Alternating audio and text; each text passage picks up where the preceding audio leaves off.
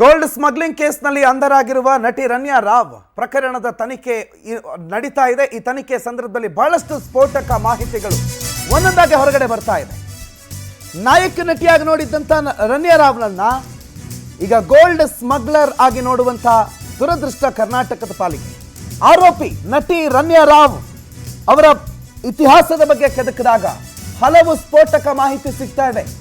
Only gold smuggling ಮಾಡ್ತಾ ಇದ್ರು. ಅದು ಹೇಗೆ ಮಾಡ್ತಾ ಇದ್ರು? ಅದಕ್ಕೊಂದು ಪ್ಲಾನ್ ಇತ್ತು, ಮೋಡಸ್ ಅಪರೆಂಡಿ ಇತ್ತು. ಅವೆಲ್ಲವನ್ನ ಬಳಸ್ಕೊಂಡು ಓನ್ಲಿ ಗೋಲ್ಡ್ ಸ್ಮಗ್ಲಿಂಗ್ ಮಾತ್ರ ಮಾಡೋದು ಇವರು. ಏನು ಇವ್ರು ಪರ್ಸನಲ್ ಯೂಸ್ಗ ಗೋಲ್ಡು ಇಷ್ಟೆಲ್ಲ ಗೋಲ್ಡ್ ತರ್ತಾ ಇದ್ದಿದ್ದು ಅವ್ರಿಗೆ ಅಂತಾನ, ಅಥವಾ ಅದನ್ನು ಇಲ್ಲಿ ತಂದು ಬೇರೆ ಜಾಸ್ತಿ ಬೆಲೆಗೆ ಮಾರಾಟ ಮಾಡೋದಕ್ಕ? ಹೇಗೆ ಮಾರಾಟ ಮಾಡ್ತಿದ್ರು, ಹೇಗೆ ತರ್ತಾ ಇದ್ರು? ಗೋಲ್ಡ್ ಸ್ಮಗ್ಲಿಂಗ್ ಮಾಡೋದಕ್ಕೆ ಏನೇನು ಪ್ಲಾನ್ಗಳನ್ನು ಮಾಡ್ಕೊಂಡಿದ್ರು ರೀನಾ ಅನ್ನೋದು ಈಗ ಒಂದೊಂದಾಗೆ ಪೊಲೀಸರ ತನಿಖೆಯಲ್ಲಿ ಹೊರಗಡೆ ಬರ್ತಾ ಇದೆ. ಒಂದೇ ಸಲ 14.2 kg ಚಿನ್ನ ಸಿಕ್ಕಿರೋದು. ಭಾರತದ ಮೌಲ್ಯ ತಂದರೆ ಅದು 15 ಕೋಟಿವರೆಗೂ ಹೆಚ್ಚು ಕಡಿಮೆ ಆಗುತ್ತೆ. ಈ 15 ಕೋಟಿ ಮೌಲ್ಯದ ಚಿನ್ನವನ್ನು ಆಕೆ ಈ ಬಾರಿ ಬರ್ತಾ ತಂದಿದ್ಲು. ಅದಲ್ಲದೆ ಈ ವರ್ಷದಲ್ಲಿ ಆಲ್ರೆಡಿ 4 ಸಲ ಹೋಗಿ ಬಂದಿದ್ಲು ದುಬೈಗೆ. ಏನು ಒಂದೇ ದಿನ ವಿಸಿಟರ್ ವೀಸಾ ತಗೊಂಡು ಕೇವಲ ಒಂದೇ ದಿನದಲ್ಲಿ ಅಲ್ಲಿ ಹೋಗಿ ವಾಪಸ್ ಬರೋದು. ವಿಸಿಟರ್ ವೀಸಾಗಿರುವಂಥ ಅವಧಿಯಲ್ಲಿ ಒಂದು ದಿನದಲ್ಲೇ ವಾಪಸ್ ಬರ್ತಾ ಇದ್ದಿದ್ದನ್ನು ಗಮನಿಸಿದಂಥ ಅಧಿಕಾರಿಗಳು ಏನೋ ಸಮಥಿಂಗ್ ಇಸ್ ರಾಂಗ್ ಅಂತ ಅಂದ್ಕೊಂಡಿದ್ರು. ಈಕೆ ಚಿನ್ನ ಸ್ಮಗ್ಲಿಂಗ್ ಮಾಡ್ತಾ ಇರೋದು ಗೊತ್ತಾಯಿತು. ಹೇಗೆ ಮಾಡ್ತಾ ಇದ್ಲು? IPS ಅಧಿಕಾರಿಯ ಮಲಮಗಳು ಅಂತ ಹೇಳ್ಕೊಂಡೆ ಚಿನ್ನ ಸಾಗಾಟ ಮಾಡ್ತಾ ಇದ್ದಿದ್ದು. ತಂದೆ ಹೆಸರು ಬಳಕೆ ಮಾಡ್ಕೋತಾ ಇದ್ದಿದ್ದು. ನಮ್ಮಪ್ಪ IPS ಅಂತ ಬಹುತೇಕ ಕಡೆ ಸರಾಗವಾಗಿ ನೋ ಸೆಕ್ಯೂರಿಟಿ ಚೆಕ್. ಯಾರು ಇವರು? IPS ಮಗಳು ರಾಮಚಂದ್ರ ರಾವ್ ಮಲಮಗಳು ಅಂತ ಹೇಳ್ಕೊಂಡು ರನ್ಯಾ ರಾವ್ ಸೆಕ್ಯೂರಿಟಿ ಚೆಕ್ಗಳಿಂದ ಎಸ್ಕೇಪ್ ಆಗ್ತಾ ಇದ್ಲು. ಗೋಲ್ಡ್ ಸಾಗಾಣಿಕೆ ಯಶಸ್ವಿ ಆಗಿದ್ರೆ ಲಕ್ಷ ಕಮಿಷನ್ ಪಡಿತಾ ಇದ್ಲು. ಒಂದು ಸಲ ಹೋಗಿ ಬಂದ್ರೆ 50 ಲಕ್ಷಕ್ಕೂ ಹೆಚ್ಚು ಮೊತ್ತದ ಕಮಿಷನ್ ಅನ್ನ ರನ್ಯಾ ಪಡಿತಾ ಇದ್ಲು. ಅದಕ್ಕೆ ಬಳಕೆ ಮಾಡ್ಕೊಳ್ತಾ ಇದ್ದಿದ್ದು ತಂದೆ ಹೆಸರನ್ನ. ನೀವು ಜನಸಾಮಾನ್ಯರು ಹೋದಾಗ ನಮ್ಮ ಮೈಕೈ ಮುಟ್ಟಿನೇ ಟೆಸ್ಟ್ ಮಾಡ್ತಾರೆ. ಒಂದಿಷ್ಟು ಏನೋ ತಂತ್ರಗಳನ್ನೆಲ್ಲ ಇಟ್ಕೊಂಡು ಏನಾದ್ರು ಸಾಗಾಟ ಮಾಡ್ತಿದ್ದೀರಾ, ಮೆಟಲ್ ಇದೆಯಾ, ಮೆಟಲ್ ಡಿಟೆಕ್ಟರ್ ಎಲ್ಲ ಹಾಕಿರ್ತಾರೆ. ಆದರೆ ಇವರು IPS ಮಗಳಲ್ವಾ, ಇವರೆಲ್ಲ ತಪ್ಪೇ ಮಾಡಲ್ಲ, ಅವ್ರು ಕಳ್ಳರಾಗೋದಕ್ಕೆ ಸಾಧ್ಯ ಇದೆಯಾ ಅನ್ನುವಂಥ ಒಂದು ಹಿಂದಿನ ನಮ್ಮ ಮನಸ್ಥಿತಿ ಏನಿದೆ ನೋಡಿ, ಅದರಲ್ಲಿ ಆಕೆ ಅದನ್ನು ಸರಿಯಾಗಿ ಬಳಕೆ ಮಾಡಿಕೊಂಡು ಎಲ್ಲೆಲ್ಲಿ ಬೇಕೋ ಎಲ್ಲೆಲ್ಲಿ ಸೆಕ್ಯೂರಿಟಿ ಚೆಕ್ಗಳನ್ನು ಎಸ್ಕೇಪ್ ಆಗಬೇಕು ಅಲ್ಲೆಲ್ಲ ನಾನು IPS ಮಗಳು, ನಮ್ಮಪ್ಪ ಅದು ನಮ್ಮಪ್ಪ ಇದು ಅಂತ ಹೇಳ್ಕೊಂಡು ಓಡಾಡಿದ್ಲು.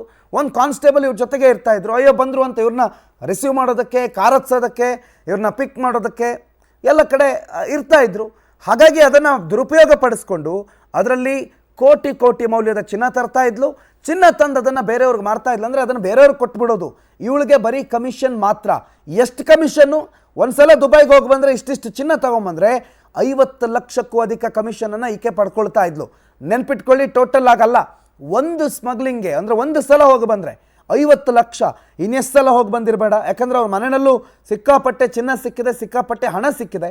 ಇವೆಲ್ಲದಕ್ಕೂ ಆಟೋಮೆಟಿಕ್ಲಿ ಮನೇಲಿ ಕ್ಯಾಶ್ ಹೆಂಗೆ ಇಟ್ಕೊಳ್ಳೋದಕ್ಕೆ ಸಾಧ್ಯ? ಗೋಲ್ಡ್ ಸಾಗಾಟ ಮಾಡೋದು, ಕಮಿಷನನ್ನು ಪಡ್ಕೊಳ್ಳೋದು, ದೊಡ್ಡ ಮೊತ್ತದ ಕಮಿಷನನ್ನು ಪಡಿತಾ ಇದ್ಲು. ಒಂದು ಕಡೆಯಿಂದ ಮತ್ತೊಂದು ಕಡೆಗೆ ಗೋಲ್ಡ್ ಸಾಗಾಣಿಕೆ ಮಾಡೋದಷ್ಟೇ. ಯಾವುದೇ ಅಡೆತಡೆ ಇಲ್ಲದೆ ಸಾಗಾಣಿಕೆ ಮಾಡೋದು ಮಾತ್ರ ಕೆಲಸ. ಇವಳದೇನು ದುಡ್ಡಿಲ್ಲ. ಅಲ್ಲಿ ಪರ್ಚೇಸ್ ಮಾಡಿದ ದುಡ್ಡು ಇವಳದಲ್ಲ, ತಗೊಂಡ್ಬಂದಿರೋ ಚಿನ್ನನೂ ಇವಳದಲ್ಲ. ಅದನ್ನು ಅಲ್ಲಿಂದ ಇಲ್ಲಿಗೆ ತರೋದಕ್ಕೆ ಯೂಸ್ ಆಗ್ತಿದ್ದಂಥ ವ್ಯಕ್ತಿ. ತರ್ತಾ ಇದ್ಲು, ಕೊಡ್ತಾ ಇದ್ಲು, ಕಮಿಷನ್ ತೊಗೊಂಡು ಹೋಗ್ತಾ ಇದ್ಲು. ಅಷ್ಟೇ ಕೆಲಸ.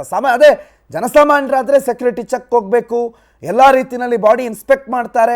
ನೀವು ಬಾಡಿಯ ಯಾವುದೇ ಭಾಗದಲ್ಲಿ ಹೊರಗಡೆ ಬಿಡಿ ಅಂಟಿಸ್ಕೊಂಡಿದ್ರು ಬಿಡಿ, ನೀವು ಅದನ್ನು ನುಂಗ್ಕೊಂಡು ಬಂದಿದ್ರು ಕೂಡ ಅದನ್ನು ಪತ್ತೆ ಹಚ್ಚುವಂಥ ತಂತ್ರಜ್ಞಾನಗಳು ನಮ್ಮ ಹತ್ರ ಇದೆ.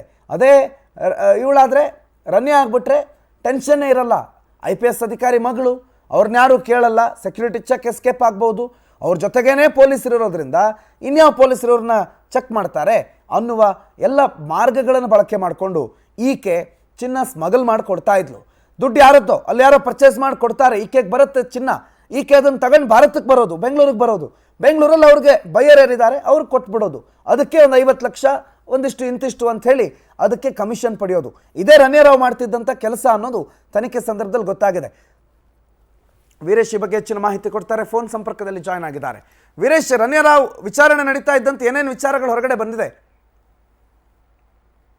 ಈಗಾಗಲೇ ಏನು ಏರ್ಪೋರ್ಟ್ ನಲ್ಲಿ ನಟಿ ರನ್ಯಾ ಬಂಧನ ಪ್ರಕರಣಕ್ಕೆ ಸಂಬಂಧಪಟ್ಟಂತೆ ಈಗಾಗಲೇ ಏನು ಕಸ್ಟಮ್ ಅಧಿಕಾರಿಗಳು ಕೂಡ ಆಕೆ ಬಂಧನ ಬೆನ್ನಲ್ಲೇ ಒಂದಿಷ್ಟು ತನಿಖೆ ಕೂಡ ಕೈಗೊಂಡಿರುವಂತದ್ದು. ಮತ್ತು ಈಗಾಗಲೇ ಆಕೆ ದುಬೈಗೆ ಒಂದು 4 ರಿಂದ 5 ಬಾರಿ ಏನು ಆ ಒಂದು ಏರ್ಪೋರ್ಟ್ ನಿಂದ ಹೋದಂತ ಸಂದರ್ಭದಲ್ಲಿ ಏನು ಎನ್ಕ್ವೈರಿ ವೇಳೆ ಕೂಡ ನನ್ನ ಬಿಸ್ನೆಸ್ ಇದೆ, ಹಾಗಾಗಿ ನಾನು ದುಬೈಗೆ ಹೋಗ್ತಾ ಇದ್ದೀನಿ ಒಂದು ಹೇಳ್ಕೊಂಡು ಈ ರೀತಿ ಹೋಗಿ ಬರುವಂತ ಸಂದರ್ಭದಲ್ಲಿ ಏನು ಒಂದು ಟೈಮ್ ಅಲ್ಲಿ ಆಕೆಯನ್ನು ತನಿಖೆ ಪರಿಶೀಲಿಸಿ ಏನು ತನಿಖೆ ಮಾಡಿದಂತ ಸಂದರ್ಭದಲ್ಲಿ ಈ ಒಂದು ಗೋಲ್ಡ್ ಪತ್ತೆ ಆಗಿರುವಂತದ್ದು ಮತ್ತು ಈ ಒಂದು ಪ್ರಕರಣವನ್ನು ಏನಿದೆ ಕಸ್ಟಮ್ ಅಧಿಕಾರಿಗಳು ಕೂಡ ಏನು ಬಂಧಿಸಿ ಆಕೆಯನ್ನು ವಿಚಾರಣೆ ಮಾಡಿ ವಿಚಾರಣೆಯಲ್ಲಿ ಒಂದಿಷ್ಟು ಸ್ಫೋಟಕ ಮಾಹಿತಿಗಳು ಕೂಡ ಈಗಾಗಲೇ ಒದಗಿರುವಂತದ್ದು ಮತ್ತು ಒಂದು ಕಡೆ ಈಗಾಗಲೇ ಆಕೆಯನ್ನು ನ್ಯಾಯಾಲಯಕ್ಕೆ ಒಪ್ಪಿಸಿ ಮತ್ತು 14 ದಿನಗಳ ಕಾಲ ಈಗಾಗಲೇ ನ್ಯಾಯಾಂಗ ಬಂಧನದಲ್ಲಿರುವಂತದ್ದು ಒಂದ್ ಕಡೆ ಆದ್ರೆ ಮತ್ತೊಂದು ಕಡೆ ಆಕೆಯ ಒಂದು ಹೇಳಿಕೆಯ ಮೇಲೆ ಈಗ ಕಸ್ಟಮ್ ಅಧಿಕಾರಿಗಳು ಮತ್ತಷ್ಟು ತನಿಖೆ ಕೂಡ ನಡೆಸಿರುವಂತದ್ದು. ಏನು ಆರೋಪಿ ನಟಿ ರನ್ಯಾ ಗೋಲ್ಡ್ ಸ್ಮಗ್ಲಿಂಗ್ ಮಾತ್ರವಲ್ಲ, ಆಕೆಯ ಒಂದು ಕಮಿಷನ್ಗೆ ಮಾತ್ರ ಈ ಒಂದು ಸ್ಮಗ್ಲಿಂಗ್ ನಲ್ಲಿ ಭಾಗಿಯಾಗಿದ್ದಾಳೆ ಅನ್ನೋ ಒಂದು ಮಾಹಿತಿ ಇದೀಗ ಲಭ್ಯವಾಗಿರುವಂತದ್ದು. ಪ್ರಮುಖವಾಗಿ ಏನು ಒಂದು ಕಡೆಯಿಂದ ಮತ್ತೊಂದು ಕಡೆಗೆ ಗೋಲ್ಡ್ ಸಾಗಾಣಿಕೆ ಮಾಡುವುದು ಮತ್ತು ಆ ಒಂದು ಗೋಲ್ಡ್ ಸಾಗಾಣಿಕೆ ಮಾಡದಂತ ಸಂದರ್ಭದಲ್ಲಿ ಆಕೆಗೆ ಇಷ್ಟು ಪರ್ಸೆಂಟೇಜ್ ಅಂತ ಒಂದು ಹಣ ಕೂಡ ಆಕೆಗೆ ಸಿಕ್ತಿತ್ತು. ಹಾಗಾಗಿ ಈ ಒಂದು ದಂಧೆಯಲ್ಲಿ ಕೂಡ ಆಕೆ ಭಾಗಿಯಾಗಿದ್ಲು ಅನ್ನೋದು ತನಿಖೆಯಲ್ಲಿ ತಿಳಿದು ಬಂದಿರುವಂತದ್ದು. ಮತ್ತು ಈಗಾಗಲೇ ಗೋಲ್ಡ್ ಸಾಗಿಸ್ಕೊಟ್ರೆ ಸುಮಾರು ಇಂತಿಷ್ಟು ಹಣ ಅಂತ ಏನು ಅವರು ಆ ನಡುವೆ ಇರುವಂತ ಒಂದು ಬ್ರೋಕರ್ಗಳು ಈ ರೀತಿ ಆಕೆಗೆ ದುಡ್ಡು ಕೊಡ್ತಿದ್ರು ಅನ್ನೋದು ತನಿಖೆಯಲ್ಲಿ ತಿಳಿದು ಬಂದಿರುವಂತದ್ದು. ಪ್ರಮುಖವಾಗಿ ಹೀಗಾಗಿ ಏನು ಈ ರೀತಿ ಸುಮಾರು ಬಾರಿ ಮಾಡಿದ್ದಾರೆ ಅನ್ನೋ ಒಂದು ಮಾಹಿತಿ ಲಭ್ಯವಾಗಿರುತ್ತದೆ. ಸುಮಾರು ಏನು ಒಂದು ಬಹುತೇಕ ಅಂದ್ರೆ ಸರಾಗವಾಗಿ ಚಿನ್ನದ ಸಮೇತ ಹೊರ ಬಂದಿರುವಂತ ಈ ಒಂದು ಪ್ರಕರಣವನ್ನು 14 kg ಯಾವ ರೀತಿ ಬಂತು ಮತ್ತು ಎಲ್ಲಿಂದ ಬಂತು, ದುಬೈನಿಂದ ಯಾರಿಂದ ಖರೀದಿ ಮಾಡ್ತಿದ್ರಿ ಅನ್ನೋದ್ರ ಬಗ್ಗೆ ಈಗಾಗಲೇ ಕಸ್ಟಮ್ ಅಧಿಕಾರಿಗಳು ಕೂಡ ಈಗಾಗಲೇ ತನಿಖೆ ಕೂಡ ಮಾಡಿರುವಂತದ್ದು. ಮತ್ತು ಈಗಾಗಲೇ ನಿನ್ನೆ ಬಂಧನ ಪ್ರಕರಣದಲ್ಲಿ ಗೋಲ್ಡ್ ಸಾಗಾಣಿಕೆ ಯಶಸ್ವಿ ಆಗಿದ್ರೆ ಒಂದು ವೇಳೆ ಏನಾದ್ರೂ ಲಕ್ಷ ಹಣ ಅಂದ್ರೆ ಸುಮಾರು 50 ಲಕ್ಷಕ್ಕೂ ಅಧಿಕ ಒಂದು ಮೊತ್ತದ ಕಮಿಷನ್ ತೆಗೆದುಕೊಳ್ತಿದ್ದು ಅನ್ನೋ ಒಂದು ಮಾಹಿತಿ ಇದೀಗ ಹೊರಗೆ ಬಂದಿರುವಂತದ್ದು. ಮತ್ತು ಈಗಾಗಲೇ ಆ ಸ್ಮಗ್ಲಿಂಗ್ ಸಂಬಂಧಪಟ್ಟಂತೆ ಈಗಾಗಲೇ ಆಕೆಯ ಜೊತೆ ಯಾರೆಲ್ಲ ಸಂಪರ್ಕದಲ್ಲಿದ್ದಾರೆ, ಆಕೆಯ ಒಂದು ನಡುವೆ ಮತ್ತು ಸೇತುವೆ ನಡುವೆ ಆ ಕಡೆ ಮತ್ತು ಇಲ್ಲಿಂದ ಯಾವ ರೀತಿ ಆಕೆ ಹಣ ಗೋಲ್ಡ್ ತೆಗೆದುಕೊಂಡು ಯಾರಿಗೆ ಕೊಡ್ತಿದ್ಲು ಮತ್ತು ಅಲ್ಲಿಂದ ತರುವಾಗ ಯಾರನ್ನ ಸಂಪರ್ಕ ಮಾಡ್ತಿದ್ಲು, ಇದಕ್ಕೆ ಕೆಲವೊಂದಿಷ್ಟು ರಾಜಕೀಯ ನಾಯಕರು ಕೂಡ ಬಲ ಇದೆ ಅನ್ನೋದೊಂದು ಮಾಹಿತಿ ಲಭ್ಯವಾಗಿರುವಂತದ್ದು. ಸದ್ಯಕ್ಕೆ ಈಗಾಗಲೇ ಕಸ್ಟಮ್ ಅಧಿಕಾರಿಗಳು ಕೂಡ ಈಗಾಗಲೇ ತನಿಖೆ ನಡೆಸ್ತಾ ಇದ್ದಾರೆ. ತನಿಖೆ ಬಳಿಕ ಮತ್ತಷ್ಟು ಮಾಹಿತಿ ಹೊರಬರಬೇಕಾಗಿದೆ. Pranath. Right, okay, thank you Veeresh ಮಾಹಿತಿಗೆ.